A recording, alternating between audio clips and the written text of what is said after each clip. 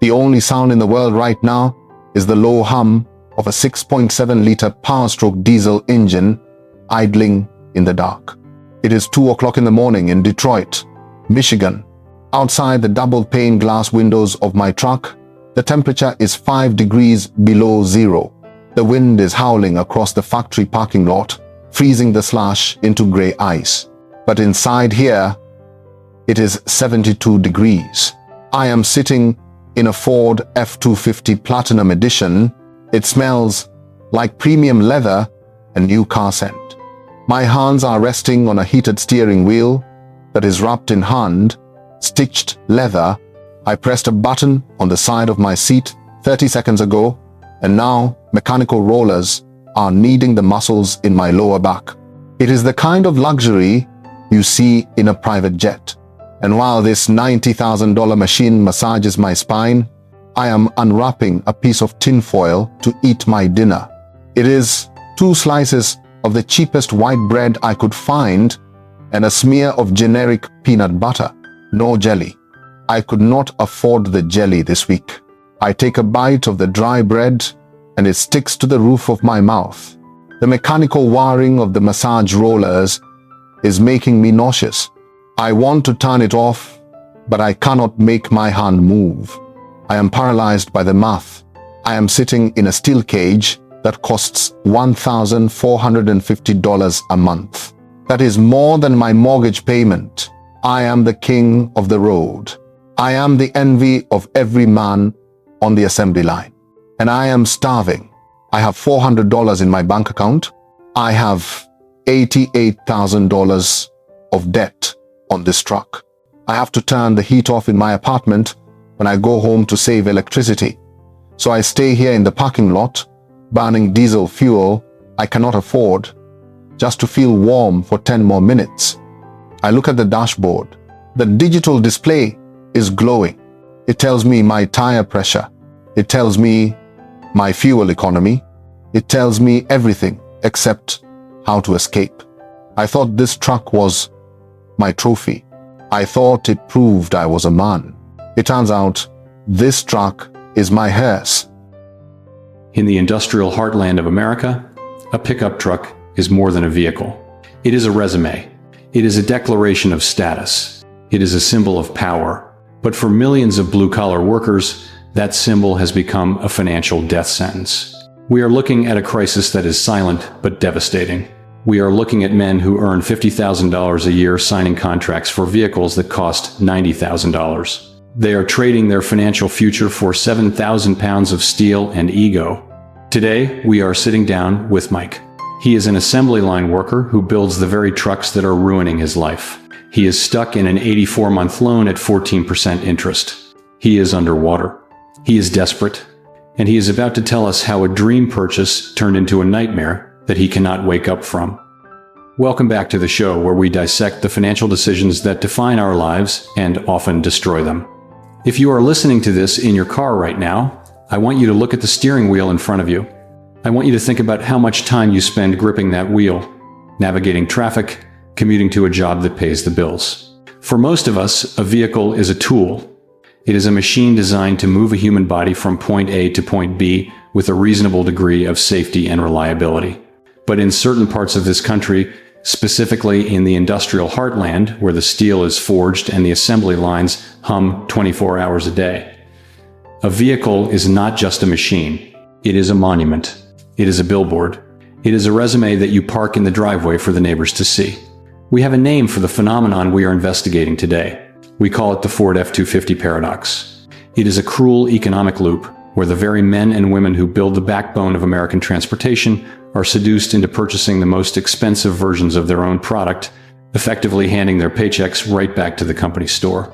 Mike, the man you just heard eating a peanut butter sandwich in the freezing cold, is the living embodiment of this paradox. He works on the line. He wakes up at 4 o'clock in the morning. He stands on concrete floors for 10 hours a day, bolting together the chassis of the trucks that drive our economy. He is a skilled laborer. He is part of the proud tradition of the American auto worker. But somewhere along the way, the narrative shifted. The culture told him that being an auto worker was not enough.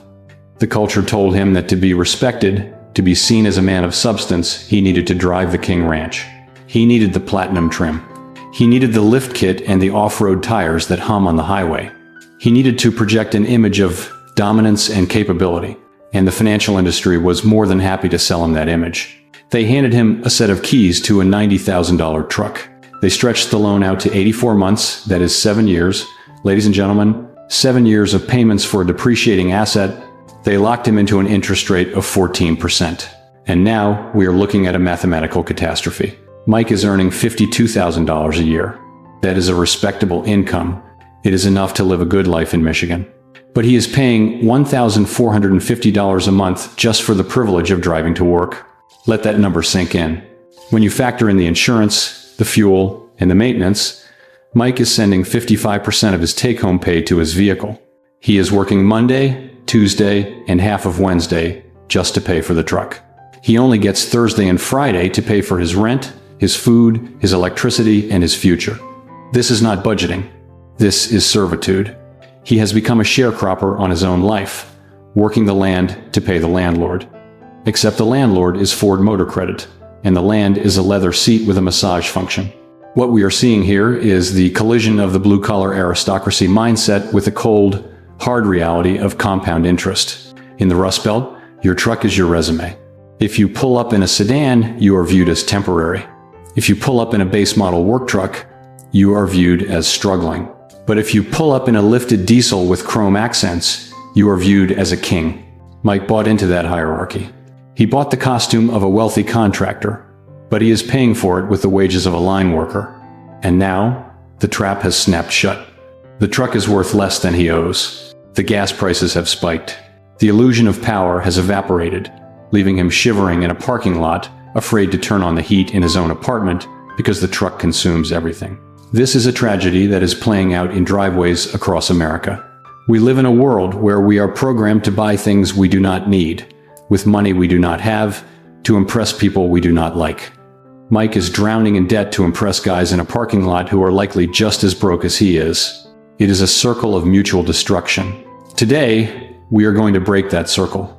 We are going to look at the predatory math that allows a dealership to sell a $90,000 vehicle to a man making $50,000 a year.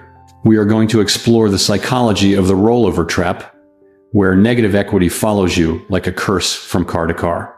And we are going to try to find a lifeline for Mike before the repo man comes for his dignity. If you are listening to this and you are driving a car that costs more than your annual salary, I need you to pull over and subscribe to this channel right now. We need to talk. You are in danger. You are walking a tightrope over a canyon without a safety net, and the wind is picking up. Do not let your ego write checks that your life cannot cash. Let us open the books and see exactly how deep this hole goes. I am holding Mike's financial statements in my hands right now, and they feel heavy. Not physically heavy, but morally heavy. These pieces of paper tell a story of a system that is designed to harvest wealth from the working class and transfer it directly to the balance sheets of major lenders. When we talk about predatory lending, we usually think of payday loan shops with neon signs in strip malls. We think of guys in cheap suits breaking kneecaps. But the most dangerous predatory lending in America today is happening in well-lit showrooms with free coffee and balloons for the kids. It is happening right there at the finance desk of your local dealership. Let us look at the anatomy of this disaster, starting with the income. Mike, you bring home roughly $3,200 a month, after taxes, union dues, and health insurance. That is your net fuel. That is the energy you have to run your life. In a healthy financial ecosystem, your transportation costs, everything included, should never exceed 10 to 15% of that number. That would mean spending about $300 to $450 a month on a car that drives a reliable used sedan, that drives a modest hatchback. But you are not driving a modest hatchback. You are driving a tank. Let us look at line item number 1, the monthly loan payment. You are paying $1,150 every single month to the bank. That is 36% of your net income gone before you even put the key in the ignition. You are paying a mortgage payment for a depreciating asset that lives outside in the rain. But that is just the cost of access. Now we have to add the cost of operation. Line item number 2 is insurance. Because you are driving a vehicle that costs nearly $100,000, And because these trucks are high theft targets, your premium is astronomical. You are paying $300 a month to insure this truck. That is another 10% of your income. We are now at nearly half your paycheck, and the wheels have not even turned yet. Now, let us talk about fuel. You drive a heavy-duty diesel truck. It gets roughly 12 to 14 miles per gallon if you drive it gently. But you have a commute. You have errands. And diesel is not cheap. We estimated a conservative $400 a month for fuel, but frankly, with current prices, it is probably closer to $500. But let us stick with $400. $1,150 for the note, $300 for insurance, $400 for fuel. That brings your total auto cost to $1,850 a month. I want you to visualize a pie chart of your life. The pie represents your $3,200. You are taking a knife and slicing 58% of that pie and throwing it directly into the gas tank and the bank vault. You are left with $1,350 to cover your rent, your utilities, your food, your phone, your clothes, and your savings. It is mathematically impossible. You are insolvent. But the most terrifying part of this sheet is not the monthly payment. It is the structure of the loan itself. You are in an 84-month loan. That is 7 years. Do you realize how long 7 years is? If you had a child the day you bought this truck, that child would be finishing second grade by the time you own the title. You signed a contract that binds your future labor for nearly a decade. And why did they do that? Why did the dealership push you into an 84-month term? They did it to hide the poison. You traded in a previous vehicle, a Chevy, that you still owed money on. You had $8,000 of negative equity. That means the car was worth $8,000 less than what you owed the bank. A responsible dealer would have told you to keep the Chevy, pay it down, and wait. But they did not do that. They took that $8,000 of debt, they rolled it on top of the price of the new Ford, they added taxes, they added fees, and they ended up with a total loan amount of nearly $100,000. If they had put that on a standard 60-month loan, your payment would have been $2,000 a month. You would have walked away. You would have puked in the office. So they stretched it. They spread the poison out over 7 years to make the monthly number look swallowable. They used time as a weapon against you. They sold you a monthly payment, not a car. And now, you are trapped. You owe $88,000 on a truck that is currently worth maybe $68,000 on a good day. You are $20,000 underwater. You are drowning in negative equity. You cannot sell it because you do not have the cash to cover the difference. You cannot keep it because the payments are starving you. This is the definition of a financial prison. You wake up at 4 o'clock in the morning. You put on your boots. You drive to the factory. You work for 8 hours on the line, sweating, aching, building cars. And for the first 4 hours of every single shift, you are working for free. You are working just to pay for the truck that got you there. You are effectively working 2 weeks a month just to pay for the ride to work. The other 2 weeks are for you to try to survive on peanut butter sandwiches. This is not just bad math, Mike. This is systemic theft of your life energy. You call it theft, Sam? And sitting here in the cold light of reality, I know that you're right. But you have to understand that when you are inside the culture, it does not feel like theft. It feels like buying a uniform. It feels like paying dues to a club. That is the only thing keeping you sane. To understand why I signed those papers, you have to understand the geography of the plant.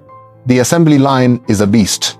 It is a mile-long cavern of concrete and steel that smells like welding fumes, hydraulic fluid, and sweat. It is loud. It is deafening. You spend 10 hours a day standing in one spot, doing the exact same motion every 45 seconds. Bolt, torque, turn, bolt, torque, turn. You are not a human being in there. You are a biological extension of the robot arm next to you. You wear a gray uniform. You have a badge number. Mine is 4920. Nobody calls you by your name. They call you by your station. You feel small. You feel replaceable. You feel like if you dropped dead on the concrete, they would just drag your body to the side and put the next guy in your spot before the line even stopped moving. But then the whistle blows. the shift ends and you walk out those double doors into the parking lot. And that parking lot is the only place on earth where we get to be men again. It is the only place where we get to reclaim our identity. The parking lot at a truck plant is not just a place to store vehicles. It is a showroom. It is a contest.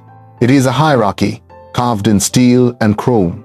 If you walk through the rows, you can tell exactly who is who without ever speaking a word. The management, the supervisors, the guys in the clean shirts who sit in the air-conditioned offices upstairs, they drive the sensible cars. They drive the Toyota Camrys. They drive the Ford Fusions. They drive the silver SUVs that look like jelly beans. We call those appliance cars. They are soulless, but the line workers, the guys with grease under their fingernails and back braces under their shirts, we drive the monsters. We drive the trucks, and not just stock trucks. We drive the trucks that look like they could drive through a brick wall and not get scratched. There is an unspoken rule that if you build them, you have to own the best version of them. It is a point of pride. It is a way of saying to the company, you might own my time for 10 hours, but I own the product. I remember when a new guy started on the line about 2 years ago. His name was Kevin. He was a young kid, maybe 22 years old. He was smart. He was saving his money. He drove a 10-year-old Honda Civic to work. It was a good car. It got 30 miles to the gallon. It was reliable. But the first day he parked it in the back row, the roasting began. It was relentless. We would walk past his car and guys would make jokes. Hey Kevin, does your wife know you took her car today? Hey Kevin, be careful. A strong wind might blow that toy away. Hey Kevin, are you just working part-time? It sounds childish. I know. It sounds like high school. But when you are working a job that strips away your dignity, you cling to these symbols of strength. We looked at that Honda Civic and we saw weakness. We saw submission. We saw a guy who was content to be small. And I did not want to be small. I wanted to be big. I wanted to park in the back row with the big dogs. I wanted to climb up into my cab, look down on the roofs of the supervisor's sedans, and feel like I was the king of the road. I wanted that nod. You know the nod I am talking about? It is when you pull up to the stoplight next to another guy in a lifted truck and he looks at your rig, looks at your tires, looks at your trim level, and he gives you that slight chin lift. That silent acknowledgement that says, yeah, you made it. You are one of us. That nod is the only validation I get in my life. I do not get it from my boss. I do not get it from the bank. I get it from strangers at red lights. So I was driving a 2014 Chevy Silverado. It was a decent truck. It was paid off, but it was starting to show its age. The wheel wells were starting to rust, which is what happens to every vehicle in Michigan after a few winters of road salt. The suspension was squeaking. It was a base model work truck with cloth seats and a plastic dashboard. It did not command respect. It just signaled that I was getting by. And then, last winter, the heater core went out. I remember it vividly. It was February. It was 5 degrees outside. I was driving to work, shivering in my Carhartt jacket, watching my breath fog up the windshield because the defroster was blowing cold air. I pulled into the factory lot and I parked next to a brand new lifted Ford F-250 Platinum. It was black. It was gleaming under the floodlights. It had 35-inch tires. It had the power stroke turbo diesel badge on the door. It looked like a spaceship. The guy who drove it hopped out. He was wearing just a t-shirt because his cab was so warm. He looked at my rusting Chevy. Then he looked at me shivering. And he didn't say anything. He just smirked. That smirk broke something inside of me. It was the moment my ego finally took the steering wheel. I thought, I work just as hard as he does. I bust my knuckles every single day. Why am I freezing in a rust bucket while he's living like a king? I could have fixed the heater core. It would have cost me $800. I had the money, but I did not want to fix the Chevy. I wanted to erase the Chevy. I wanted to erase the version of me that drove it. I convinced myself that the truck was unreliable. I told myself, it is nickel and diming me. It is unsafe. I used every justification in the book to mask the real reason, which was pure, unadulterated envy. I told myself I deserved an upgrade. I told myself that trucks hold their value. So it was actually a smart financial move. I lied to myself so effectively that by the time I walked out of the plant that afternoon, I wasn't going to the mechanic. I was going to the dealership. I was going to buy my respect, no matter what the price tag was.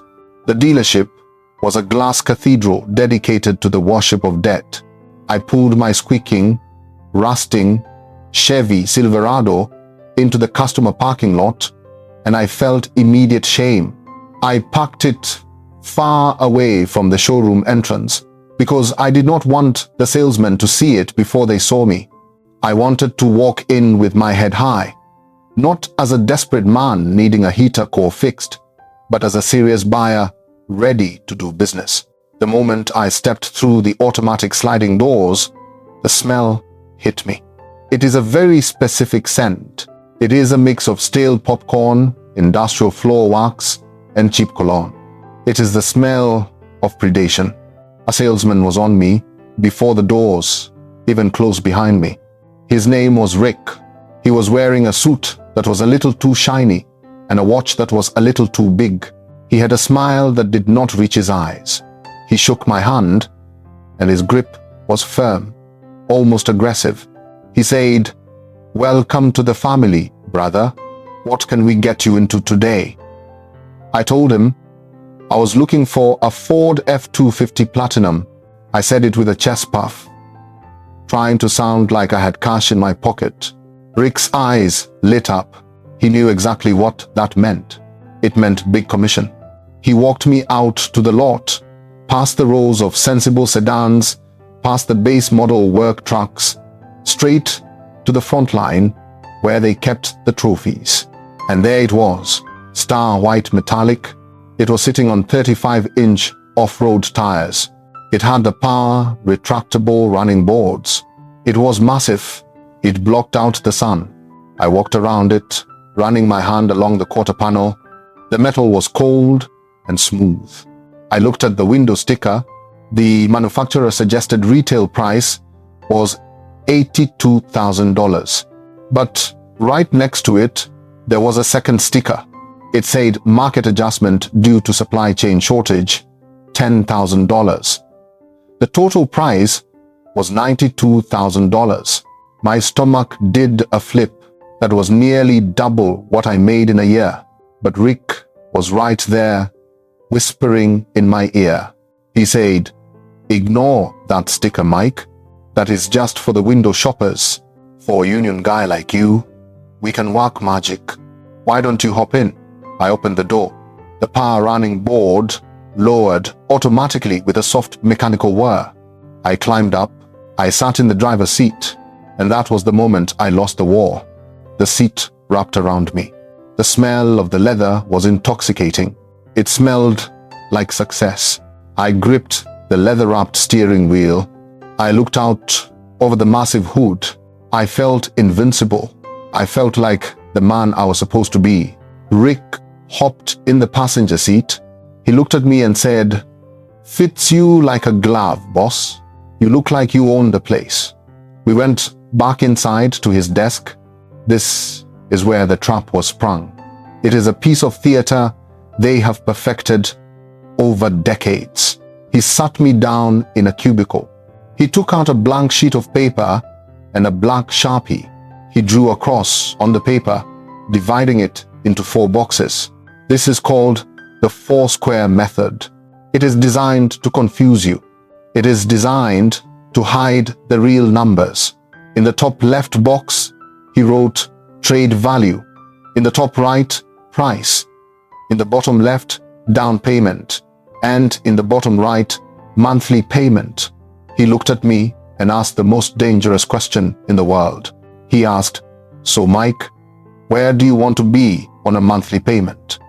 He did not ask what I could afford in total. He did not ask about interest rates. He asked about the monthly drip. I tried to be tough. I said, "I do not want to go over $1,000. He nodded, wrote down 1,000 in the bottom right box, and then he circled it. Then he asked for my keys to appraise my Chevy. He disappeared for 20 minutes. When he came back, he looked grim. He said, "Okay, Mike, here's the situation. Your Chevy is rough. The heater core is blown, the suspension is short, and the rust is eating the frame. We can give you $10,000 for it." I felt a cold sweat break out. I still owed the bank $18,000 on that Chevy. That meant I had $8,000 of negative equity. I said, "Rick, I owe 18. I cannot pay the difference." Rick smiled. That shark smile again.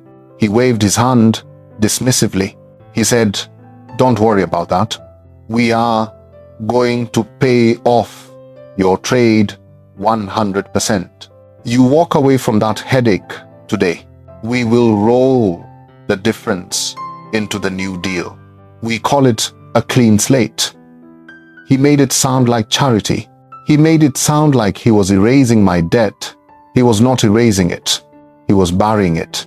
He was taking that $8,000 of dead weight and stacking it on top of the $92,000 truck. He started writing numbers on the paper.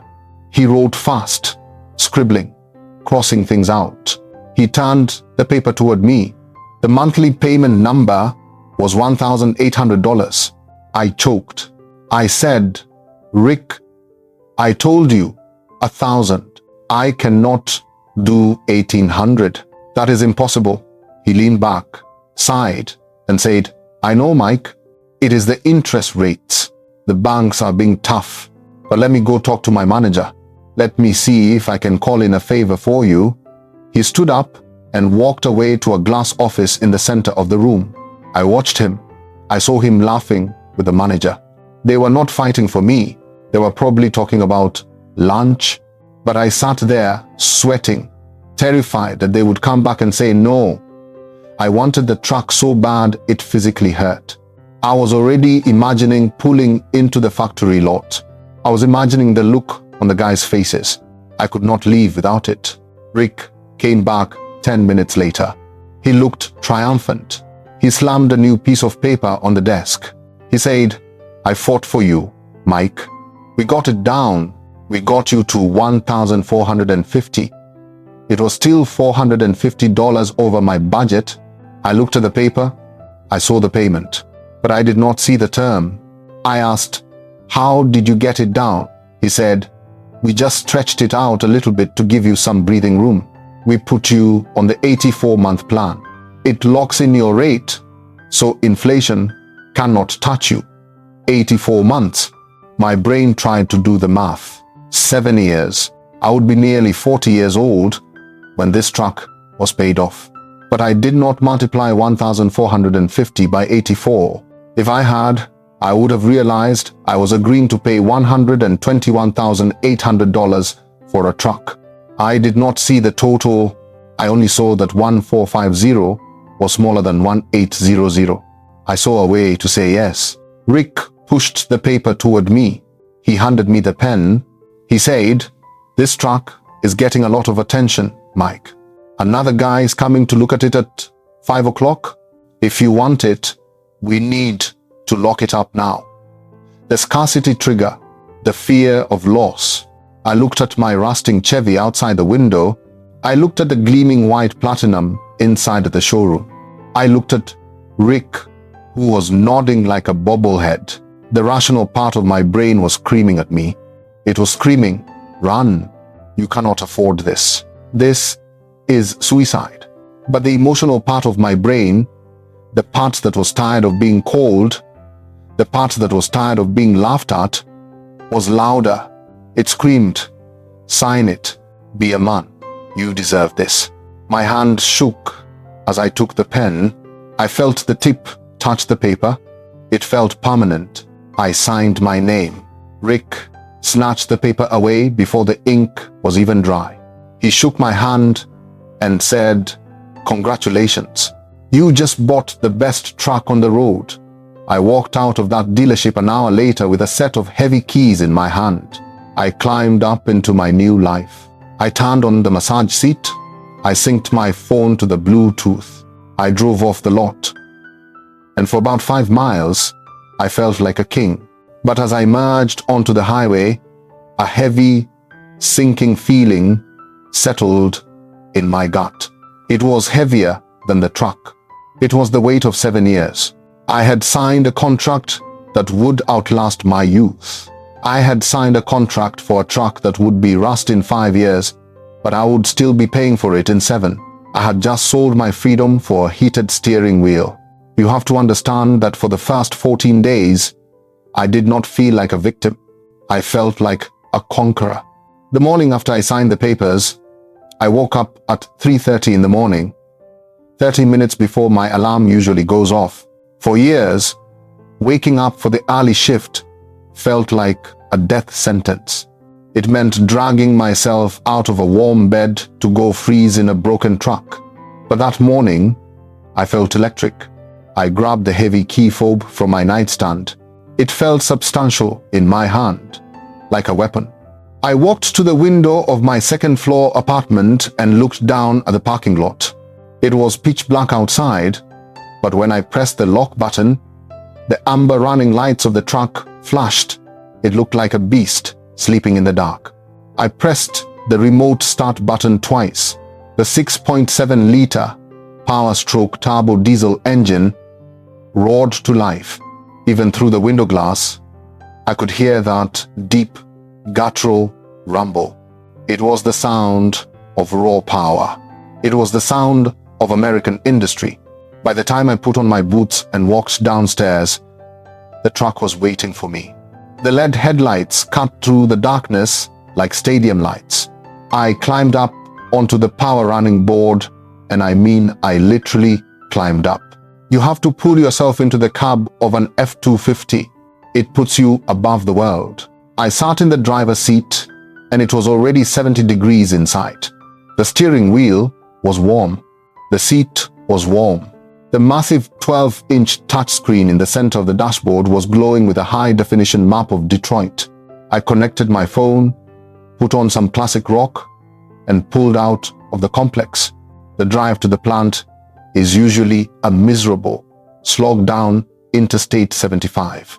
It is full of potholes, aggressive drivers, and slush. But in the Platinum, the potholes disappeared. The suspension just swallowed them. I looked down at the cars around me. I saw a guy in a Toyota Prius, huddled in his coat, looking miserable. I was physically looking down on the roof of his car. I felt a surge of arrogance that is hard to describe. I thought, "Move over, little man. The king is coming through." I dominated the lane. When I merged, people moved out of my way. They respected the size. They respected the grill. For 40 minutes, I was not an assembly line worker who makes $26 an hour. I was the captain of a land yacht. I was untouchable. And then came the moment I had paid $120,000 for. The arrival, I pulled up to the security gate at the plant. The guard, a guy named Old Dave, who has been there for 30 years and never smiles, looked at the truck. His eyes went wide. He actually leaned out of his booth. He said, "Damn, Mike, is that yours? Or did you steal it from the lot?" I laughed and said, "It is all mine, Dave." He gave me a thumbs up and opened the gate. I rolled through, driving 5 miles per hour, soaking it in. I drove past the front row where the supervisors, parked their sedans. I drove past the middle rows. I headed straight for the back row, the territory of the big dogs. I saw the spot. It was right next to the guy who had smirked at me the week before. The guy with the black truck. I pulled in next to him. I backed in, of course, because real truck owners always back in. I used the 360-degree camera system to line it up perfectly. I put it in park. I opened the door, and as I stepped down, I saw 3 guys from my shift standing there, smoking cigarettes before the whistle. They stopped talking. They were staring at my truck. One of them was Kevin, the kid with a Honda Civic I used to make fun of, but the other 2 were the veterans. The guys whose respect I craved. One of them, a guy named Big Tony, walked over. He ran his hand along the fender. He kicked the tire. He looked at the platinum badge on the side. He whistled low and long. He looked me in the eye and said, "Finally, got a real rig, Mike. That is a beautiful machine. You doing okay for yourself, huh?" Those words, "Finally, got a real rig." It was like a drug. It washed away years of feeling small. It washed away the shame of the rusting Chevy. I stood there in the freezing cold, chest puffed out, holding my keys so the Ford logo was visible. I said, "Yeah, Tony, I decided it was time to treat myself. You know, you work hard, you play hard." They nodded. They accepted me. For the next 2 weeks, I was the celebrity of the parking lot. Guys would come up to me at lunch and ask to see the interior. I would show them the massage seats. I would show them the panoramic sunroof. I would show them the Bang & Olufsen sound system. I felt like the CEO of Ford. I felt like I wasn't just building the cars anymore. I was mastering them. I walked onto the assembly line with a different strut. When the foreman yelled at me for moving too slow, I didn't feel small. I thought, "You drive a Taurus. I drive a Platinum. You might be my boss in here, but out there, I am better than you." It was a hallucination, Sam. It was a fever dream of status. But fever dreams eventually break, and mine broke exactly 14 days later. I got home from a long shift. I was tired. I checked my mailbox. There was a thin white envelope from Ford Motor Credit. I opened it. It was the welcome packet for my loan. It had the payment schedule. Due date, March 1st. Amount due $1,450. I stared at that number. Seeing it in ink was different than seeing it on the salesman's computer screen. On the computer, it was just data. On my kitchen counter, it was a threat. I did the math in my head. My paycheck for 2 weeks was $1,600. The truck payment was going to take almost the entire check. I felt a cold prickle of fear, but I pushed it down. I told myself, "I can handle this. I will just pick up some overtime." I got back in the truck to go get some dinner. The fuel light pinged, low fuel. 50 miles to empty. I pulled into the gas station. I had not filled the tank yet because the dealership gave it to me full. I swiped my debit card. I selected diesel number 2. I started pumping. I watched the numbers on the pump display tick up. $10, $20, $50. Usually, my Chevy would fill up around $60. The pump kept going. $70, $80, $90. At $100, the pump clicked off automatically because of the station's security limit. I looked at the fuel gauge. It was not even full. It was only 3/4 full. I had to swipe my card again to finish filling it. The total came to $135. $135 for 1 tank of gas. And gas prices were climbing. They were talking about $4.50 a gallon on the news. I stood there, holding the nozzle, smelling the diesel fumes, and for the first time, the smell did not seem like power. It smelled like burning money. I looked at the truck under the harsh fluorescent lights of the gas station canopy. It was dirty. It had road salt on the fender. It didn't look like a spaceship anymore. It looked like a giant, hungry mouth. And I realized with a sick feeling in my gut that I had to feed this mouth every single week for the next 7 years. The massage seats were not on, but I started to shake anyway. You asked about the shaking, Sam. That shaking did not stop at the gas station. It followed me home, and it settled into my bones, and it became the rhythm of my entire life. That first bill was a warning shot. But the escalation was a slow, suffocating squeeze that changed everything about how I lived. I entered a phase of existence that I call the double life. On the surface, when I pulled into the factory lot at 6 o'clock in the morning, I was still Mike, the platinum owner. I was still the guy with the massage seats and the big tires. I still parked in the back row with the big dogs, nodding my head and talking about torque and horsepower. But the moment I drove out of that gate, I became a different person. I became a miser. I became a prisoner of the fuel gauge. You have to understand that when you are paying $1,450 a month for the truck, plus $300 for insurance, plus $400 for fuel, every single mile you drive costs you money. I started doing mental math that would make an actuary insane. I calculated that it cost me roughly 80 cents for every mile I drove. That meant a trip to the grocery store cost me $4. A trip to the gym cost me $6. Suddenly, freedom had a price tag, and I could not afford it. So I developed strategies, sick, obsessive strategies to keep the beast from eating me alive. The first thing to go was my driving style. When I bought the truck, I drove it like it was meant to be driven. Fast, aggressive. I loved the feeling of the turbo spooling up and launching me forward. But now I drive like an 80-year-old grandmother carrying a crate of nitroglycerin. The speed limit on Interstate 75 is 70 miles per hour. Most people drive 80. I drive 55. I stay in the far right lane, watching the speedometer like a hawk. If I go 60, my fuel economy drops to 11 miles per gallon. If I stay at 55, I can eke out 13.5. That difference adds up to about $20 a week.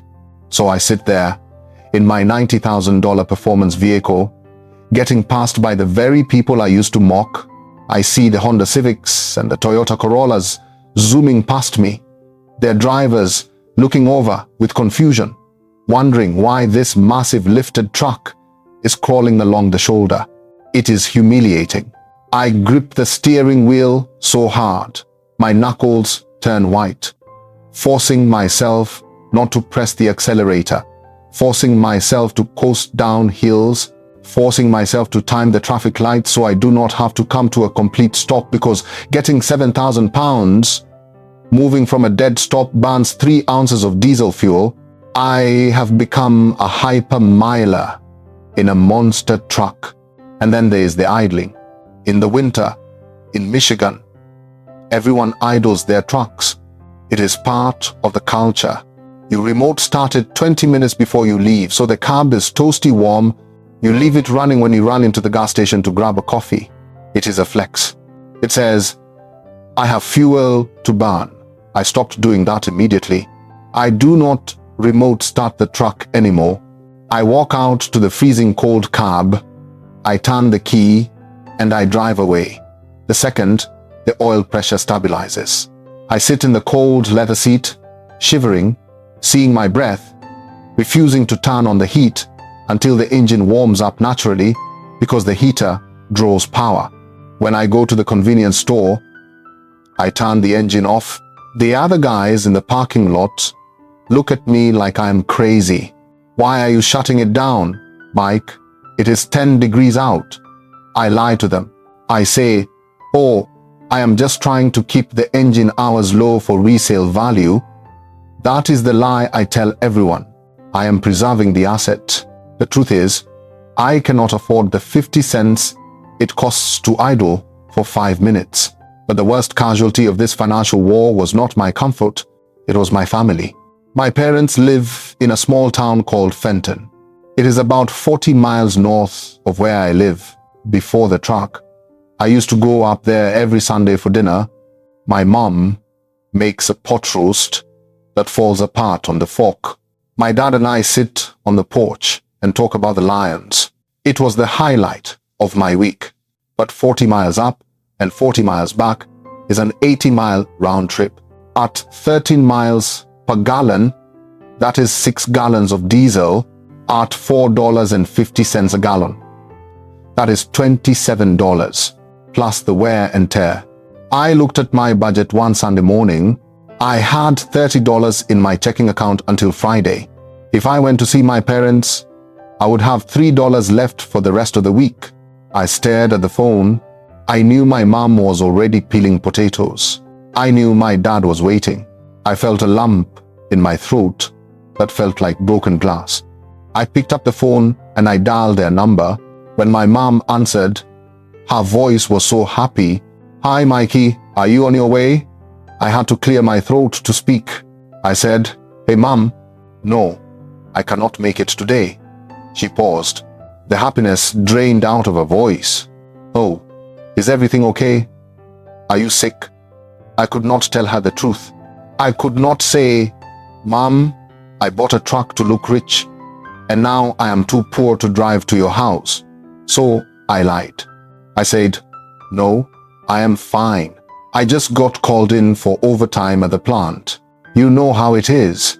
Gotta make hay while the sun shines." She said, "Oh, okay. Well, work hard, honey. We miss you." I hung up the phone and I sat in my apartment in the silence, staring at the wall. I did not have overtime. I had nothing. I spent that Sunday sitting on my couch, eating instant ramen noodles, watching football alone, while my $90,000 truck sat parked outside, gleaming in the sunlight, doing absolutely nothing. It has become a driveway ornament. On weekends, I do not leave my apartment. I decline invitations to go to the bar with the guys. I decline invitations to go on dates. I have isolated myself completely because leaving the house requires turning the key, and turning the key requires money I do not have. I have built a prison out of sheet metal and leather. I pace around my living room, looking out the window at the truck, hating it and loving it at the same time. It is the most beautiful thing I own, and it is the reason I am lonely. It is the reason I am hungry. It is the reason I haven't seen my mother in 6 weeks. I realized last week, as I was driving 55 miles per hour on the highway, getting passed by a minivan full of kids, that the irony is perfect. I bought this truck to feel powerful. I bought it to feel free.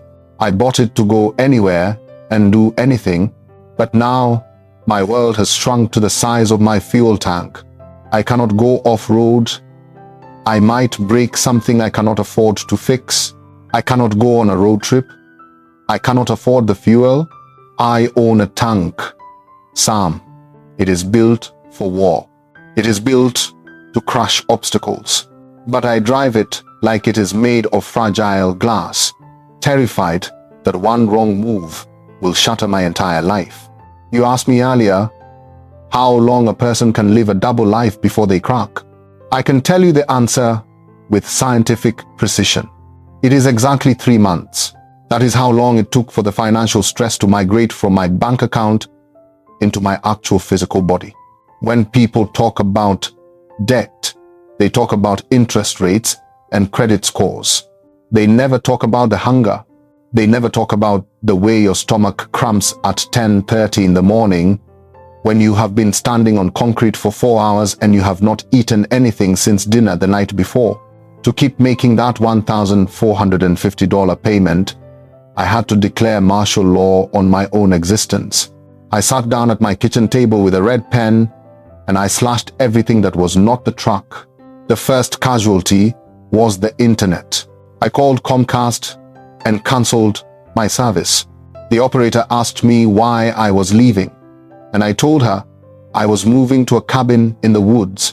I could not tell her that I was choosing between Wi-Fi and a grill guard. Now, when I go home, my apartment is silent. I have no Netflix. I have no Spotify. I sit in the quiet. And if I really need to check my email, I go out to the truck and turn on the ignition to use the built-in Wi-Fi hotspot that comes with a Ford subscription. I literally have to sit in my driveway to connect to the outside world because my house is dark. But the internet was a luxury. Food is a necessity. And that is where the real horror began. I realized that after paying for the truck, the insurance, the gas, and the rent, I had approximately $5 a day left for food. Do you know what $5 buys you in this economy? It buys you malnutrition. I stopped buying meat. I stopped buying fresh vegetables. My diet consists entirely of generic peanut butter, white bread, and instant ramen noodles. The sodium in those noodles is so high that my face feels puffy in the mornings, but my body is wasting away. I have lost 15 pounds in the last 8 weeks. My belt is loose. My uniform hangs off my shoulders. When I walk into the locker room to change, I can see my ribs in the mirror, and the guys on the line noticed. You cannot hide physical deterioration in a factory. We change clothes together. We eat together. About 3 weeks ago, Big Tony, the guy who admired my truck on day one, came up to me while I was filling my water bottle at the fountain. He looked at me with genuine concern. He said, "Damn, Mike, you are withering away. Are you sick? Is everything good?" I felt the panic rise in my throat. If I told him I was starving because of the truck, the illusion would shatter. I would go from the king of the parking lot to the fool of the factory. So I lied. I put on my best confident smile and I said, "No, man, I am great. I am doing that intermittent fasting thing, trying to get shredded for the summer, just running on pure ketones right now." He looked skeptical, but he nodded and said, "All right, well, do not pass out on me." That line does not stop for nobody. I walked away feeling like a fraud. Every day at lunch, when the whistle blows and the other guys open their coolers to pull out leftover lasagna or massive sandwiches, or when they head to the food truck to buy a $12 burger, I stay behind. I tell them I am going to nap in my truck. I walk out to the parking lot, climb into my $90,000 Platinum Edition F-250, lock the doors, and I eat 2 dry granola bars that I bought in bulk. I sit there, surrounded by premium leather, with a stomach that is tying itself in knots. And the irony is so sharp it feels like it is cutting me. My truck eats better than I do. Every Friday, I pull into the Shell station. I insert my card. I select the premium diesel fuel. I add the diesel exhaust fluid, which is an additive required for modern engines to run clean. It costs $20 a gallon. I buy the best synthetic oil. I pay for the premium car wash with the undercarriage spray to keep the salt off. I treat that machine like a god. I pour the finest fluids into its veins. And then I go home and drink lukewarm tap water because I cannot afford a bottle of Gatorade. I am a servant to a mechanical master. I am biologically deteriorating so that a piece of steel can remain pristine. I realized I had become a parasite on my own life, feeding the host vehicle while the organism in me slowly died. One night last week, I woke up at 2 in the morning with a cramp in my leg, so painful, I screamed. It was a potassium deficiency. I was dehydrated and malnourished. I lay there on my mattress, sweating, clutching my calf muscle, and I looked out the window. The amber running lights of the truck were reflecting off the snow. It looked so peaceful. It looked so strong, and I hated it. For the first time, I did not feel pride. I felt pure, unadulterated hatred. I realized that the truck was not just a financial mistake. It was a predator. It was eating me from the inside out. I lay there in the dark, tears streaming down my face, and I said out loud to the empty room, I cannot do this anymore. I am going to die in this apartment, and they will find my body next to a stack of unpaid bills. I knew I had to get out. I knew I had to amputate the limb to save the body. I waited until the sun came up. I called in sick to work, which cost me $200 in wages, but I did not care. I got in the truck. I did not turn on the massage seats. I did not turn on the radio. I drove in silence. I drove past the factory. I drove past the dealership where I bought it. I drove straight to the big yellow and blue sign of CarMax. I walked through the doors with my head down, holding the title and the loan paperwork like a surrender flag. I was ready to confess. I was ready to beg. I just wanted it gone. I parked the truck in the designated appraisal lane, which was painted with bright yellow lines. I turned the ignition off, and the silence that filled the cab felt heavy. I took a deep breath, grabbed the folder containing my loan documents, and stepped out onto the asphalt. The wind was whipping across the lot, but I was sweating. I walked through the automatic glass doors into the lobby. It did not smell like the Ford dealership. It did not smell like premium leather or expensive cologne. It smelled like floor wax and stale coffee. It was sterile. It was efficient. It was a place where dreams went to die. I walked up to the counter, and a young woman with a blue polo shirt smiled at me. She asked how she could help me. I placed the keys on the counter. They made a heavy metallic clack. I told her I wanted to sell my vehicle. I did not say trade it in. I said sell. I wanted a clean break. She took my information, typed it into a computer, and told me an appraiser would be with me shortly.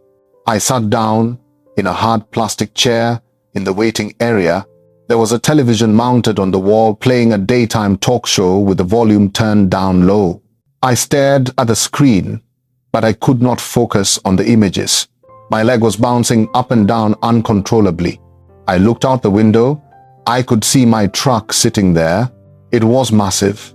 It towered over the sedans and the small SUVs parked next to it. It looked majestic. The star, white metallic paint, was gleaming, even under the gray winter sky, but looking at it made me feel sick. It looked like a beautiful, shiny parasite that was waiting for me to come back so it could drain more of my blood. About 10 minutes later, a man in a windbreaker walked out with a clipboard. He looked bored. He walked around my truck. I watched him like a hawk. He opened the driver door and leaned in. He was checking the odometer. He walked around to the bed and checked for scratches. He crouched down to look at the tires. Every time he paused to write something down on his clipboard, my heart hummed against my ribs. I was praying. I was literally praying to a God I had not spoken to in years. I was saying, please let it be worth enough. Please let me walk away. I did not care about making a profit. I just wanted to break even. I just wanted to hand over the keys and go back to my life. I wanted to go back to driving a beater. I wanted to go back to having money for food. The appraisal took 30 minutes, but it felt like 30 years. Finally, the man in the windbreaker came back inside. He walked over to a desk and started typing. I watched his fingers hitting the keys. Click, click, click. He printed out a sheet of paper. He called my name, Mike. I stood up. My knees felt weak. I walked over to his desk and sat down. He did not smile. He did not try to be my friend. He just slid the paper across the desk toward me. He said, "Here is our offer." I looked at the number. It said $68,000. I stared at it. $68,000. For a split second, my brain tricked me. I thought, that is a lot of money. That is more money than I have ever seen in my life. That is a fortune. I felt a surge of relief.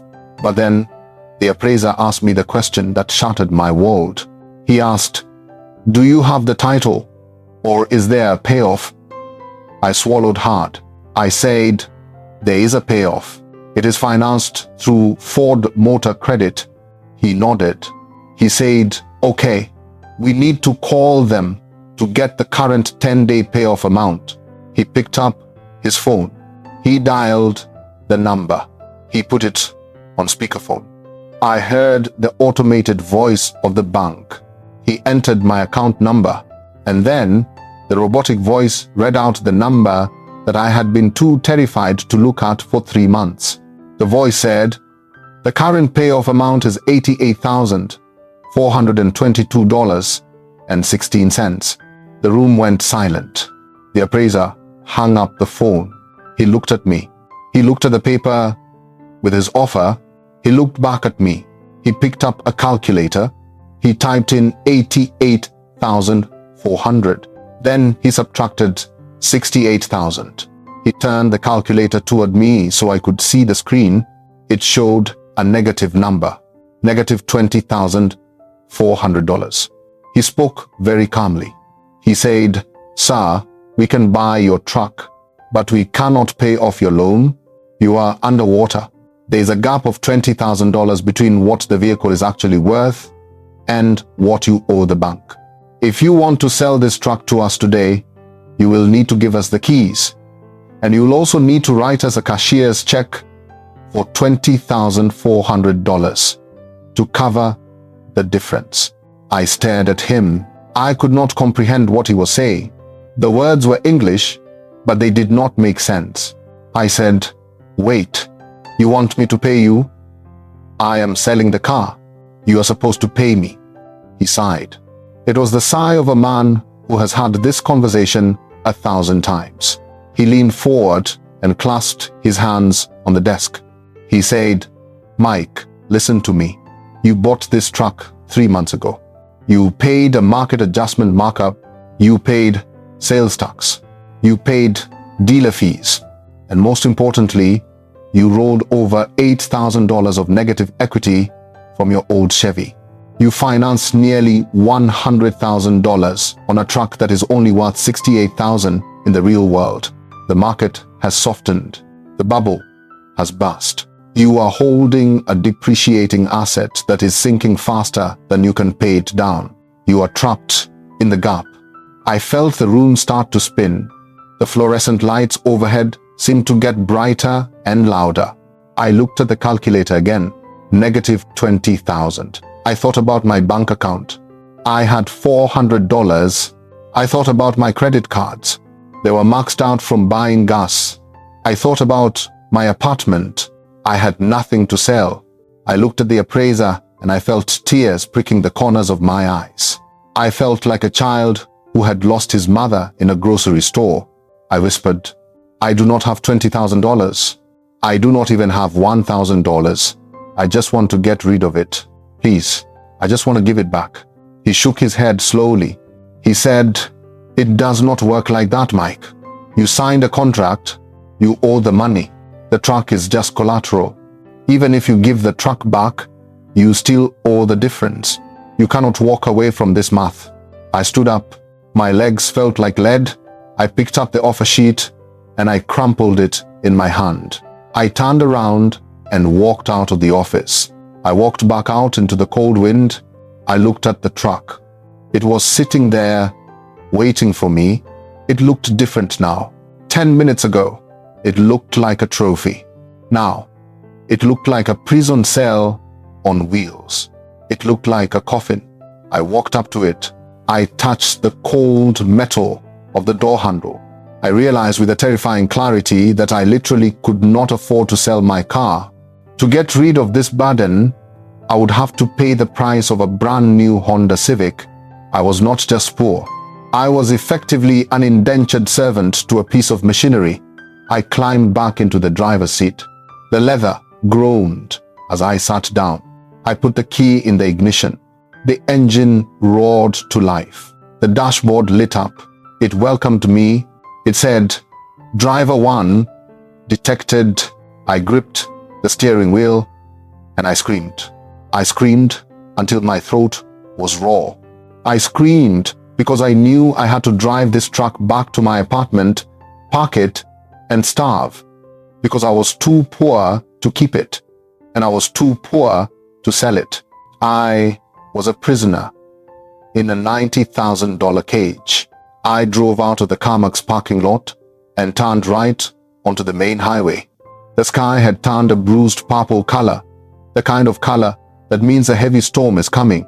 Within 5 minutes, the first drops of rain hit the windshield.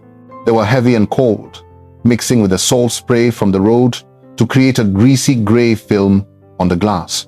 I turned on the windshield wipers. Swish, swish, swish. The rhythm was hypnotic. I was driving a 6,000-pound vehicle that was capable of towing a house, but I felt small. I felt like a ghost. The words of the appraiser were echoing in my head like a broken record. You are underwater by $20,000. You cannot sell it. You are trapped. I gripped the steering wheel so hard that my hands started to cramp. I looked at the fuel gauge. It was hovering just above the red line. I had enough diesel to get home, but not enough to go back to work tomorrow. I would have to ask my friend for $20, or maybe I would have to pawn my guitar. The humiliation was a physical weight in my chest. I turned off the highway and took the back road toward my apartment complex. It is a winding 2-lane road that cuts through a patch of dense forest. There are no streetlights there. It is just you and the darkness. As I drove deeper into the woods, the rain turned into sleet. I could hear the ice pellets hitting the aluminum body of the truck. Tick, tick, tick. The road surface became slick. I could feel the tires searching for grip. The traction control light on the dashboard flickered orange for a second, warning me that the conditions were dangerous. Any normal person would have slowed down. Any rational human being would have been terrified of sliding into a ditch. But I did not slow down. I maintained my speed at 50 miles per hour. I stared into the cone of light projected by my LED headlights, and a dark, twisted thought began to form in the back of my mind. It started as a whisper, and then it became a shout. I remembered the day I sat in the finance office at the dealership. I remembered the finance manager, a guy named Steve with a gold tie clip, pushing a piece of paper across the desk. He had said, "Mike, you really need to add gap insurance. If you total the vehicle, standard insurance only pays the market value. Gap insurance covers the rest. It wipes the slate clean. You walk away with zero debt." I had signed that paper. I was paying $12 a month for it. And now, driving on this icy road, that $12 policy felt like the only lottery ticket I held. I looked at the trees lining the road. They were massive oak trees with thick, unforgiving trunks. I thought to myself, if I lost control right now, if I slid off this road and hit one of those trees at 50 miles per hour, the truck would be destroyed. The front end would be crushed. The frame would be bent. It would be a total loss. And if it was a total loss, the insurance company would write a check to the bank. The gap insurance would pay the $20,000 difference, and I would be free. I would wake up tomorrow without the $1,450 payment. I would wake up without the anchor around my neck. My heart started racing. It was not racing from fear. It was racing from anticipation. I realized I was not driving home anymore. I was looking for an accident. I was waiting for the slip. I was courting disaster, and then it happened. I came around a sharp bend in the road. The headlights swept across the wet asphalt and illuminated a pair of glowing green eyes. It was a deer, a large buck, standing dead center in my lane, frozen by the light. It was maybe 50 feet in front of me. My brain processed the image instantly. obstacle, danger, collision imminent. My foot hovered over the brake pedal, but I did not press it. For one terrifying second, time stopped. The world went silent except for the hum of the engine and the beating of my own heart. In that split second, I made a calculation. I thought, if I hit this deer, I will wreck the front end. The airbags will deploy. The truck will be totaled. I will be safe. I will be free. I actually felt my leg muscles tense up to resist the urge to brake. I wanted the impact. I wanted the metal to crunch. I wanted the chaos to save me from the muff. I closed my eyes and braced for the crash. I was willing to risk physical injury. I was willing to risk ending my time on this earth. I was willing to hurt myself just to escape a monthly payment. That is how deep the sickness had gone. But then something deeper than money took over. It was instinct. It was the survival mechanism that is hardwired into our DNA. Without my conscious permission, my right foot slammed onto the brake pedal with everything I had. The truck shuddered. The anti-lock braking system engaged. I felt the pedal pulsing rapidly under my boot. Thump, thump, thump. The tires locked up on the ice, then released, then locked again. The truck began to slide sideways. I gripped the wheel and steered into the skid. The back end swung out. The headlights swept wildly across the trees. I saw the bark of an oak tree rushing toward my window. I held my breath. The truck slid for what felt like a mile, drifting across the center line. Tires screaming against the slush. And then it stopped. I was sideways in the middle of the road. The engine was still running. The wipers were still swishing. I looked out the windshield. The deer was gone. It had vanished into the woods. The tree was 5 feet away from my front bumper. I had not crashed. The truck was pristine. There was not a scratch on it. I sat there in the middle of the dark road, clutching the leather steering wheel, and I waited for the relief to wash over me.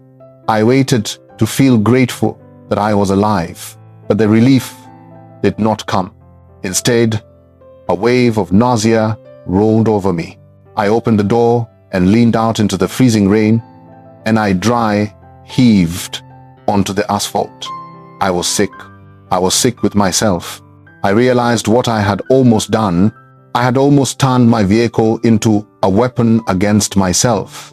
I had almost abandoned my parents, my friends, and my future, all because I bought a truck I could not afford. I had valued my life at less than $88,000. I pulled my head back inside the cab and closed the door. I was shaking so violently that my teeth were chattering. I put the truck in drive and I crawled the rest of the way home at 10 miles per hour.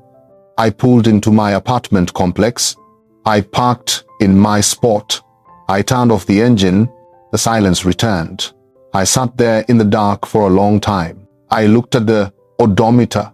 It read 4,000 miles. 4,000 miles of regret.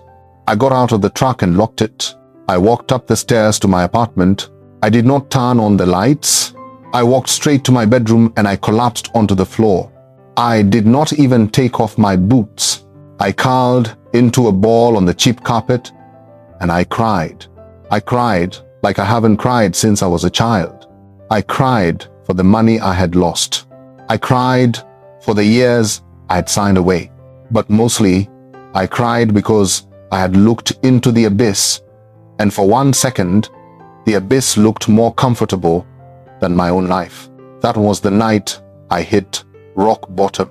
That was the night I knew I could not do this alone anymore. I needed help. I needed a lifeline.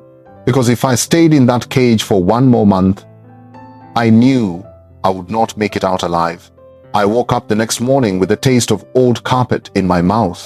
My back was stiff from sleeping on the floor, and for a few seconds, just before my brain fully booted up, I felt peaceful.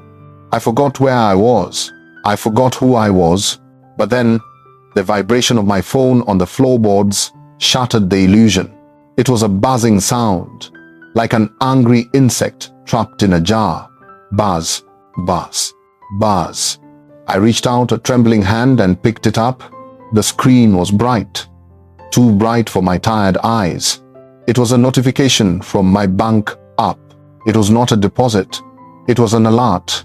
It said, balance low, account ending in 4492. Current balance, $12.40. I stared at the number, $12. That was all that stood between me and total collapse. I sat up and leaned my back against the wall. The apartment was freezing because I still had not turned on the heat. I could see my breath in the air. It was a gray, ghostly puff that vanished as soon as it appeared, just like my money. I looked at the calendar hanging on the kitchen wall. Today was the 24th of the month. The payment for the truck, the $1,450 hammer blow, was due on the 1st. That was 7 days away. 1 week. I had 1 week to conjure up a fortune. I did the mental math for the 1,000th time, hoping that maybe the numbers would change. Maybe I had missed a zero. Maybe a miracle had happened. But the math remained cold and unforgiving. My next paycheck would not hit my account until the 5th of the next month. That was 5 days late, and Ford Motor Credit does not do grace periods for people with my credit score. They would call, then they would write, and then they would send the tow truck. And that is the terrifying part, Sam. That is the part that keeps me staring at the ceiling at 3 o'clock in the morning. In other cities, maybe you can survive without a car. In New York or Chicago, maybe you can take a subway or a bus. But this is Detroit. This is the Motor City. We built the world on the idea of the personal automobile, and we designed our city to punish anyone who does not have one. My apartment is 22 miles away from the assembly plant. There is no bus route that goes there. There is no train. An Uber would cost me $40 each way. That is $80 a day. I cannot afford that. So, if the repo man comes in the middle of the night and hooks my F-250 up to his tow truck, he is not just taking my vehicle, he is taking my job, he is taking my livelihood. If I miss one shift at the plant, I get a warning. If I miss 2 shifts because I do not have transportation, I am terminated. It is immediate. The union cannot save you from absenteeism. So the equation is simple and brutal. No truck equals no job. No job equals no rent. No rent equals homelessness. I am standing on the edge of a cliff, and the truck is the only rope holding me up. But the rope is made of fire, and it is burning my hands. I stood up and walked to the window. I looked down at the parking lot. The truck was there. It was covered in a layer of ice from the storm last night. It looked like a frozen monument to my stupidity. I hated it. I wanted to go down there and smash the windows with a baseball hammer. I wanted to set it on fire, but I also needed it. I was a hostage to the very thing that was destroying me. I started pacing around the small living room. My footsteps echoed on the cheap laminate flooring. Step, step, turn, step, step, turn. I tried to think of options. I tried to be rational. Option 1, I keep the truck. If I keep the truck, I have to pay the $1,450. To do that, I have to stop eating completely. I have to stop paying my electricity. I have to stop paying my rent. If I stop paying my rent, the landlord evicts me in 30 days. Then I am living in the truck.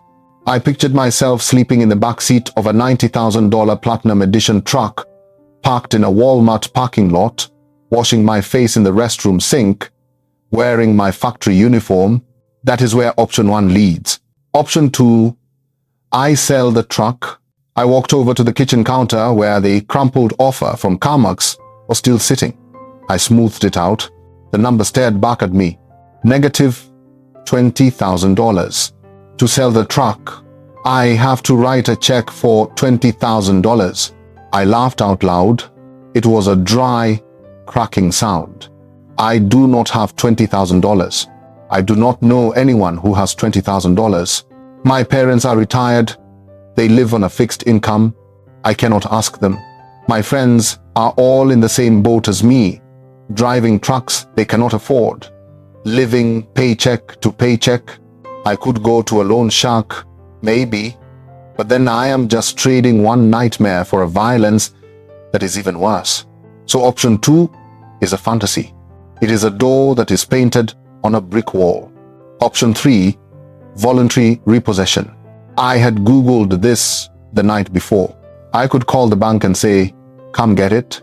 I surrender." They would come and take the truck.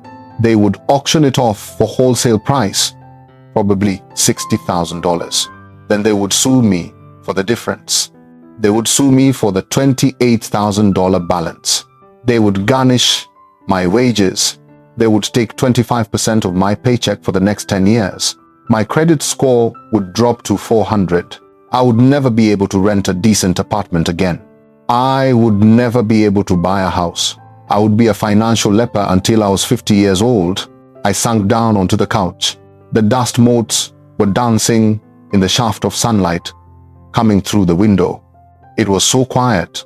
I felt totally and completely alone. I realized that the system is designed this way. It is a perfect trap. It is designed to be easy to get into and impossible to get out of. The dealership made it so easy. Sign here, press hard, drive away. They greased the slide with free coffee and compliments, but now that I am at the bottom of the pit, the walls are smooth glass. There are no handholds. There are no ladders. I put my head in my hands. I felt the tears coming back, but I fought them. I was too tired to cry. I was exhausted from the fear. I was exhausted from the hunger. My stomach growled a loud, angry protest. I ignored it. I reached into my pocket and pulled out my phone again. I opened the contacts list. I scrolled down to your name, Sam. I stared at the call button. I remembered listening to your show a year ago, laughing at the people you interviewed. I remembered thinking, how could anyone be that stupid? How could anyone let a car ruin their life? And now I am the punchline. I am the cautionary tale. I pressed the call button. The phone rang. Ring, ring, ring. When you picked up, I almost hung up. The shame was so thick in my throat I could barely speak, but I forced the words out. I said, "Sam, I am trapped. I am literally trapped inside a steel cage that I built myself. I have $12 to my name. I have an $88,000 debt. I have a job that I cannot get to without a truck, and a truck I cannot keep with a job. If I keep it, I starve. If I sell it, I have to pay a ransom I do not have. I have looked at this from every angle. I have done the math until my eyes bled, and every equation ends with me being ruined. I am scared. Sam, I am scared that I am going to lose everything. I am scared that I am going to end up on the street, watching strangers drive by in their warm cars while I freeze to death, clutching a set of keys to a truck that never really belonged to me. I need you to tell me what to do. I need you to tell me if there's a door number 4, because if there isn't, if this is it, then I don't know how I am going to survive the next week. Please, tell me how to get out. Tell me how to escape." Mike, I need you to take a deep breath. I need you to put the phone down on the table, sit up straight, and listen to me very clearly. You are currently inside a burning building. You are running around the hallways looking for a door marked "Easy Exit," but I am telling you right now, that door does not exist. The builder did not put it in. The only way out of this fire is to jump through a plate glass window. It is going to hurt. You are going to bleed. You are going to have scars. But if you stay inside that burning room for one more minute, looking for a painless way out, you are going to die. So we are going to break the glass together. right now. We are going to perform financial surgery on your life, and we are going to do it without anesthesia. You asked me for a solution. You asked me how to escape the steel cage. Here's the key. But the key is heavy, and turning it is going to break your wrist. Are you ready? Good. Step 1 involves a concept called ego death. You told me earlier that you bought this truck because you wanted to feel like a king. You wanted the respect of the men in the parking lot. You wanted to look down on the people driving Honda Civics. Well, the price of your freedom is that you have to become the person you mocked. You have to kill the version of Mike who needs a $90,000 truck to feel like a man. That version of you is a parasite, and it is killing the host. So, here is the tactical plan. It has 3 specific steps, and you cannot skip any of them. Step 1 is the gap strategy. You are staring at a negative equity hole of $20,000. You cannot wish this away. You cannot pray it away. It is a mathematical fact. But you are making a mistake by thinking you have to pay it all in cash today. You do not. You need to convert secured debt, which is attached to the truck, into unsecured debt, which is attached to you. You are going to wake up tomorrow morning, put on your best shirt, and go to a local credit union. Do not go to a big national bank. They will laugh at you. Go to a credit union where a human being sits at the desk. You are going to sit down with a loan officer, and you are going to tell them the truth. You are going to say, I have a vehicle that is ruining my financial life. I am selling it to stop the bleeding, but I am underwater. I need a personal loan for $20,000 to cover the deficiency. Now, listen to me, Mike. The interest rate on this personal loan is going to be high. It might be 12%. It might be 15%. It will be ugly. But here is the magic. 15% interest on $20,000 is infinitely better than 14% interest on $88,000. Your payment on that personal loan will be roughly $450 a month for 5 years. Compare that to the $1,450 you are paying now. That is an immediate savings of $1,000 a month. That is your rent. That is your food. That is your life coming back to you. You are trading a mortgage payment for a car payment. It still hurts, but it is a wound you can survive. Step 2 is the private sale hustle. You went to CarMax because it was easy. You wanted to just hand over the keys and walk away. But you cannot afford easy anymore. CarMax offered you $68,000 because they need to resell it for $75,000 to make a profit. You need to capture that profit for yourself. Tonight, you are going to take 50 high-quality photos of that truck. You are going to detail it until it shines like a diamond. You are going to list it on AutoTrader, Facebook, Marketplace, and Craigslist. You are going to list it for $72,000. You are going to describe it honestly. You are going to find a private buyer, maybe a contractor who needs a tax write-off, maybe another guy who wants to look like a king, and you are going to sell it directly to him. If you can sell it for $72,000 instead of $68,000, you just lowered your gap from $20,000 to $16,000. You just saved yourself $4,000 of future debt just by washing the truck and meeting a stranger in a parking lot. It is work. It is stressful. You will have to deal with tire kickers and lowball offers. But you are earning $500 an hour for that work. Do it. Step 3 is the grandma car. This is the part that is going to test your soul. You need a vehicle to get to the factory. You cannot lose your job. But you are banned from the truck market. You are banned from the SUV market. You are now in the market for a specific type of vehicle that I like to call the financial life raft. I want you to look for a Buick LeSabre. I want you to look for a Toyota Camry. I want you to look for a car that was built between the years of 2000 and 2008. I want a car that was owned by an elderly person who drove it to church and the grocery store. It will have cloth seats. It will smell like peppermint and old bingo cards. It will have a cassette player. It might have a dent in the bumper, and it will cost $3,000. You are going to borrow that $3,000 from the credit union as part of your loan, or you are going to sell your furniture, or you are going to pawn that guitar you mentioned. You will buy this car with cash. You will own the title. And when you turn the key, it will start. It will have a heater that works. It will have a radio. And most importantly, it will not have a monthly payment. Now, I want you to visualize the hardest moment of this entire plan. It is not signing the loan papers. It is not handing over the keys to the Ford. It is the morning of your first shift after the sale. I want you to picture it. It is 5:30 in the morning. It is dark. It is freezing cold. You walk out to your parking spot. The massive, gleaming, white Platinum Edition F-250 is gone. In its place sits a beige 2005 Buick LeSabre with a little bit of rust on the wheel well. You open the door. It does not have power running boards. It sits low to the ground. You sit on the soft velour seat. You turn the key. The engine does not roar, it just hums quietly. You drive to the plant. You feel small. You feel invisible. You pull up to the security gate. Old Dave, the guard, looks at the Buick. He looks at you. He looks confused. He says, "Mike, what happened to the spaceship you in a rental?" And you have to look him in the eye and say, "No, Dave, this is my car now." He might laugh.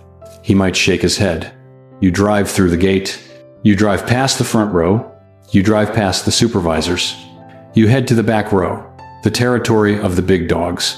You pull your little beige sedan into the spot between Big Tony's lifted Ram and another guy's Silverado. You park. You turn off the engine. And then you have to open the door and step out. This is the moment of ego death. Big Tony is going to be there. The guys are going to be there. They are going to look at your car. They are going to laugh. They are going to make jokes. They are going to say, "Hey Mike, did you lose a bet? Hey Mike, did your grandma die and leave you her whip? Hey Mike, I didn't know you retired. It is going to burn." Your face is going to turn red. Your stomach is going to twist. You are going to feel a level of shame that makes you want to crawl under the asphalt. But in that moment, when the laughter is loudest, I want you to touch the pocket of your jeans. I want you to feel your wallet. And I want you to realize something profound. Inside that wallet, there is money. For the first time in 3 months, there is money for lunch. There is money for heat. There is money to drive to your parents' house on Sunday. While Big Tony is laughing at you, he is secretly terrified that his credit card is going to be declined at the gas pump. While the guys are mocking your beige sedan, they are sweating bullets about their $1,400 payments. You are the only free man in that parking lot. You have escaped the matrix. You have unplugged yourself from the lie. So let them laugh. Let them joke.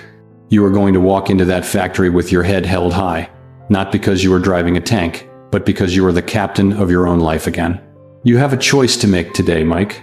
You can look rich and be broke, shivering in a cold apartment, eating peanut butter, and terrified of a phone call.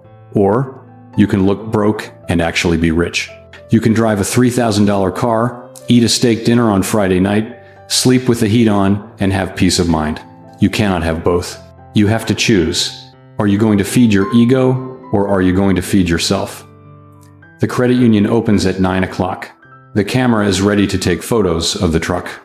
The choice is yours. What is it going to be? I sat there on my cheap laminate floor, gripping the phone so hard that my knuckles turned white, and I let your words hang in the freezing air of my apartment. You drew a line in the sand, Sam. You told me to choose between my pride and my life, and for a terrifying minute, I actually hesitated. That is how deep the sickness goes. Even knowing that I am starving, even knowing that I am 1 week away from total ruin, part of my brain was still screaming, "Do not do it. Do not sell the crown. Do not let them see you fall." The thought of driving a beige Buick LeSabre into that factory parking lot made my stomach churn with a physical nausea. I could see the scene so clearly in my mind, like a movie playing in high definition. I could see Big Tony leaning against his lifted Ram, holding a cigarette. I could see the steam rising from his coffee cup in the cold morning air. I could see me pulling up in a dented sedan. That sounds like a sewing machine. I could see the confusion on their faces, and then the smirk, and then the laughter. I could hear the jokes echoing off the corrugated metal walls of the plant. Look at Mike. Look at the big shot. Back to the minor leagues. The shame of that imaginary moment felt hotter than fire. It felt like a physical blow to my chest. I have spent my entire adult life trying to build an armor of success around myself so that nobody could hurt me. And you are asking me to strip naked and walk through the fire. But then, While I was picturing Big Tony laughing, another image pushed its way into my mind. I saw myself on a Friday night 6 months from now. I saw myself sitting in a warm restaurant, not a fancy one, just a Texas roadhouse. I saw a steak on the plate in front of me, a real ribeye, sizzling with a baked potato and a cold beer. I saw my mom sitting across from me, smiling, asking me how work was. I saw myself reaching for the check and paying it without having to check my bank balance under the table. I saw myself driving home to an apartment that had the heat turned on. I saw myself sleeping through the night without waking up at 3 o'clock in the morning with my heart hammering against my ribs because I dreamed the repo truck was backing into my driveway. I looked at the two images. On one side, the respect of men I do not even like. On the other side, my life. And suddenly, the choice was not hard anymore. The choice was obvious. I realized that for the last 3 months, I have been paying $1,450 a month to rent the approval of strangers. I have been paying a subscription fee to a club that does not care if I live or die. If I lost my job tomorrow, Big Tony would not pay my rent. If I starved to death in this apartment, the guys in the parking lot would not pay for my funeral. They are not my friends. They are just an audience. And I have been bankrupting myself to put on a show for them. I am done performing Sam. I am done being the clown in the King Ranch costume. I looked out the window at the truck one last time. It was still gleaming in the winter sun. It was still a masterpiece of engineering. But for the first time, I did not see a trophy. I saw a vampire. I saw a beautiful, white, steel vampire that has been sucking the life out of me one payment at a time. And I decided right then and there that I am going to drive a stake through its heart. I took a deep breath, and the air in my lungs felt different. It felt cleaner. It felt like oxygen instead of anxiety. I said to myself, let them laugh. Let them point fingers at my Buick. Let them make their jokes about my grandma car. I will take every single joke and I will put it in the bank. Every time they laugh, I will think about the $1,000 I saved that month. I will think about the debt melting away. I will think about the freedom of owning a title instead of leasing a lifestyle. I realize that true power is not having a big truck. True power is having the ability to say no to the bank. True power is walking into work with a paid-for car and a full stomach. I am ready to be the guy in the beige sedan. I am ready to be the guy they whisper about. Because while they are whispering, I will be rebuilding. I will be climbing out of this hole 1 inch at a time. I grabbed a pen and a piece of paper. I started making a list, just like you said. Item number 1, go to the credit union. I know exactly where it is. It is on Main Street. I am going to walk in there tomorrow morning as soon as the doors open. I am going to look the loan officer in the eye and tell him the truth. I am going to say, I made a mistake and I am here to fix it. I am going to take that personal loan. I am going to swallow that 15% interest rate like it is medicine. It is bitter, but it will cure the infection. Item number 2, the photos. I am going to go downstairs right now.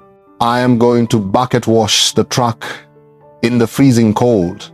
I am going to shine the tires. I am going to vacuum the interior until it looks like it just rolled off the assembly line. I am going to take pictures that make it look like the dream truck it is supposed to be.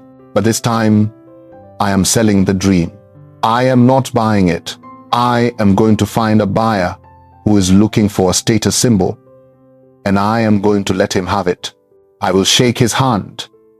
I will take his check, and I will feel the weight of the world lift off my shoulders. Item number 3, the grandma car. I smiled when you said that, Sam. I actually smiled. I haven't smiled in weeks. I thought about my old high school car, It was a 1998 Buick Century. It was ugly. It was slow. The headliner was sagging. But you know what? We had some good times in that car. We went to concerts. We went to the beach. We lived our lives without worrying about scratches or door dings. I want that feeling back. I want a car that is just a car. I want a car that is a tool, not a master. I am going to find the cleanest, most boring, most reliable Buick LeSabre in the state of Michigan. I am going to buy it with cash. I am going to put a blanket on the back seat. I am going to tune the radio to the classic rock station, and I am going to drive it to work with a smile on my face. I can already feel the ghost of the embarrassment, the heat rising in my neck when I pull up to the gate. But I am going to use that heat to keep me warm. I am going to wear that shame like a badge of honor. It is the badge of a man who woke up. It is the badge of a survivor. I am not going to be a victim of the Ford F-250 paradox anymore. I am going to be the guy who beat it. I am going to be the guy who escaped. Thank you, Sam. You did not just give me a plan. You gave me permission to be small again. And being small feels a hell of a lot like being free. I am hanging up the phone now. I have work to do. I have a truck to wash. I have a listing to write. And I have a life to get back. Watch out for me on Auto Trader tonight. The nightmare ends today. The line has gone dead. Mike has hung up the phone. And somewhere in Detroit, a man is walking down the stairs of his apartment building with a bucket of soapy water, preparing to wash a $90,000 mistake for the very last time. That quiet, humble act of scrubbing chrome and vacuuming carpets is the most heroic moment of his life. Because today, Mike stopped digging. Today, he put down the shovel. And as the silence of his story settles, we're faced with a hard truth. Mike is not unique. He is the norm.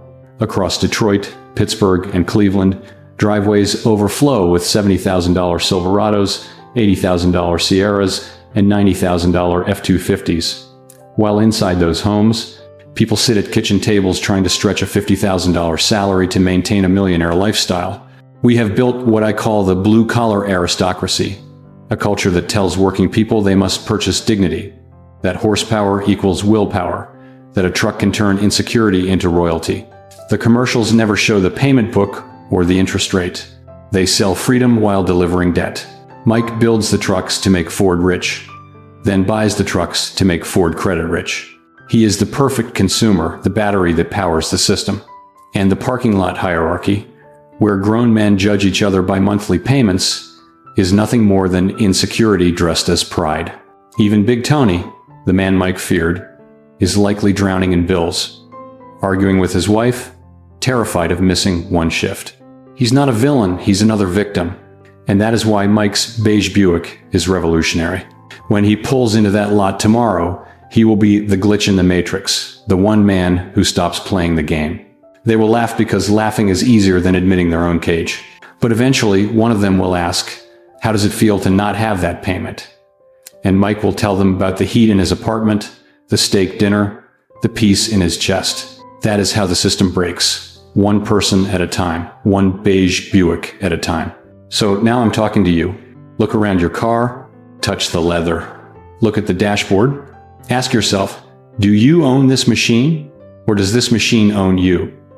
If losing your job means losing your home because of a truck payment, you are driving a time bomb. Most of us don't need luxury, we need honesty. We are buying things we don't need, with money we don't have, to impress people we don't like, and it has to stop today. The road to zero debt is long and boring. It has no heated seats, no panoramic roof, but it leads to freedom. The freedom to quit a job you hate, the freedom to retire with dignity, the freedom to sleep at night. And that is the only status symbol that matters. So before you scroll, go to the comments and be brave.